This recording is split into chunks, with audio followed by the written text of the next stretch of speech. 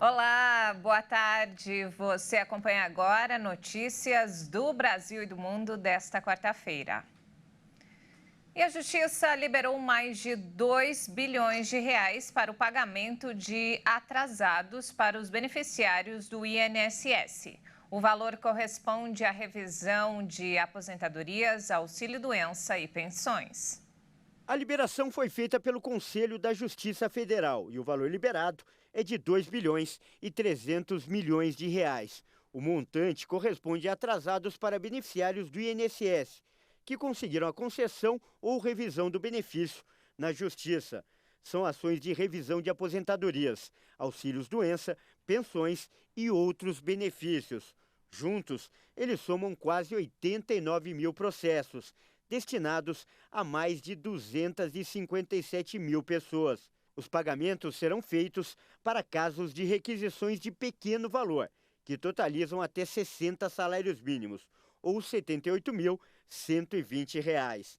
As ações são relativas ao mês de março deste ano, e o dinheiro já foi repassado para os tribunais regionais federais, que farão o pagamento. A informação sobre a liberação dos valores pode ser obtida por consulta no portal do Tribunal Regional Federal responsável. E olha só, o presidente Lula continua na Europa com sua comitiva de mais de 70 autoridades. Em discurso na manhã de hoje, após o encontro com o primeiro-ministro espanhol Pedro Sánchez em Madrid, Lula voltou a criticar a continuidade da guerra na Ucrânia e defendeu uma maior participação dos países no Conselho de Segurança da ONU. Um acordo comercial entre o Mercosul e a União Europeia também esteve em pauta no encontro. Brasília e Madrid esperam aproveitar o fato de assumirem as presidências dos blocos em 2023 para assinar o documento que foi elaborado em 2019. Lembrando que o presidente Emmanuel Macron já havia alertado no final de fevereiro que um acordo não seria possível se os países do Mercosul não respeitassem as mesmas limitações ambientais que os europeus. Lula e Sánchez assinaram um acordo sobre cooperações universitárias entre os ministérios do trabalho dos dois países, além de uma carta de intenções na área de ciências. E olha só que alarmante, entre 1985 e 2022, o Brasil queimou uma área equivalente à Colômbia e o Chile. Dados indicam que mais de 20% do país foi atingido por queimadas. Em 38 anos, 185 milhões e 700 mil hectares de florestas foram queimadas no Brasil. A área equivale aos territórios da Colômbia e do Chile juntos, ou 21,8% de todo o território nacional. É o que revelam os dados do MAP Biomas Fogo, mapeamento feito entre os anos de 1985 e 2022. As imagens geradas por 3 satélites Landsat rastrearam a ação do fogo em todos os tipos de uso e cobertura da terra em território brasileiro. De acordo com os resultados, o Cerrado e a Amazônia foram os biomas mais atingidos, correspondendo a cerca de 86% da área queimada. O Cerrado queimou, em média, 8 milhões de hectares por ano. No caso da Amazônia, a média foi de 6 milhões e 800 mil hectares ao ano. Em relação às proporções das áreas atingidas dentro dos biomas, o Pantanal foi o mais afetado. Teve 51% de seu território consumido pelo fogo no período.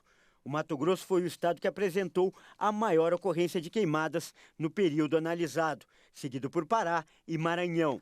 Segundo a análise, mais de 2/3 das queimadas e dos incêndios ocorreram em vegetação nativa. Campos e savanas são tipos de vegetação nativa mais afetados, enquanto a Amazônia e a Mata Atlântica apresentaram maior incidência de fogo em áreas alteradas pelo ser humano, tais como zonas de pastagem. Os dados mostram que a frequência e a intensidade do fogo têm aumentado nos últimos anos devido ao desmatamento e às mudanças climáticas que afetam as temperaturas e aumentam os períodos de seca.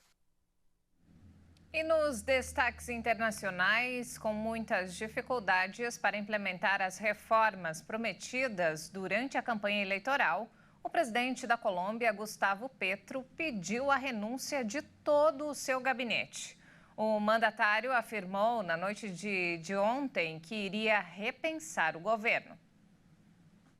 A solicitação, revelada por funcionários de alto escalão sob a condição de anonimato, ainda não foi oficializada por Petro, o primeiro presidente de esquerda do país. O chefe de Estado colombiano mencionou no Twitter que iria repensar o governo, após encerrar as alianças com partidos tradicionais cruciais para o sucesso de suas reformas. No poder desde 7 de agosto de 2022, o presidente não conseguiu implementar as profundas mudanças que prometeu durante a campanha eleitoral, principalmente em relação aos sistemas trabalhista, de saúde, previdenciário e judiciário. Os partidos Liberal, Conservador e de la U, que se distanciaram do governo, se opuseram às iniciativas. Petro afirmou que é necessário instalar um governo de emergência na Colômbia, já que o Congresso não foi capaz de aprovar alguns artigos simples e muito pacíficos sobre a divisão equitativa de terras. No dia 15 de fevereiro, o mandatário pediu aos simpatizantes que saíssem às ruas para pressionar o Congresso pela aprovação das reformas e garantiu que seguiria convocando manifestações até que a mudança fosse uma realidade. O terremoto no gabinete presidencial representa a pior crise interna em pouco mais de 9 meses de mandato. Além do fracasso no parlamento, Petro sofre reveses e suas tentativas de estabelecer uma paz total com os grupos armados ilegais da Colômbia. Berlim anunciou hoje que a Alemanha e Grã-Bretanha interceptaram 3 aviões militares russos sobre o Mar Báltico. Os incidentes com aviões russos e de países da OTAN aumentaram nos últimos anos, antes mesmo do início do conflito na Ucrânia. Em nota no Twitter, a Força Aérea Alemã explicou que Eurofighters identificaram 2 Su-29 Flanker e um IL-20 da Rússia voando sem sinais de transponder no espaço aéreo internacional da região. A Alemanha e Grã-Bretanha fazem parte da operação da Organização do Tratado do Atlântico Norte de Vigilância do Espaço Aéreo dos Estados Bálticos. Os incidentes com aviões russos e de países da OTAN aumentaram nos últimos anos, antes mesmo do início do conflito na Ucrânia. Uma interceptação similar ocorreu em 17 de abril. Manobras do tipo foram registradas no Mar Báltico, mas também no Negro e em outros pontos da região. Em março, a aviação russa interceptou um drone americano Reaper Mk-9 no Mar Negro, que caiu na água. O episódio provocou uma breve escalada das tensões entre Washington e Moscou. Estados Unidos e as Filipinas encerraram hoje os maiores exercícios militares conjuntos de todos os tempos entre as duas nações aliadas.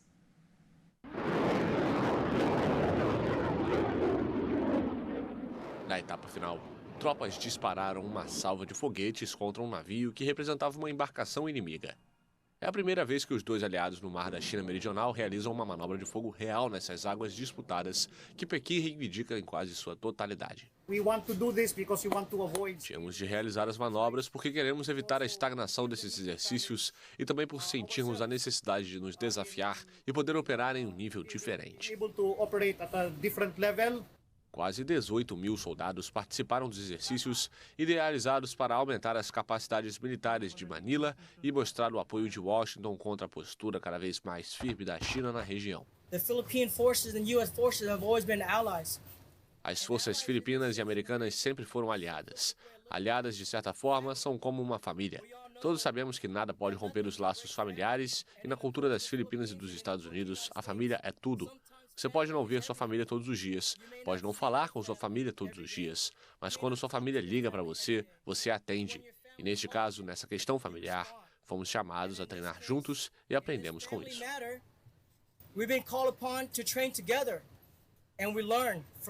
Antes das manobras, os dois países assinaram um acordo para ampliar o número de bases utilizadas pelos americanos nas Filipinas, incluindo uma perto de Taiwan, ilha autônoma que Pequim considera parte de seu território. Tanto os exercícios quanto o acordo sobre as bases filipinas irritaram a China, que acusou os Estados Unidos de colocar em risco a paz regional. E não temos mais tempo, essa edição fica por aqui. Mais informações ao longo da nossa programação. Obrigada pela companhia e até mais.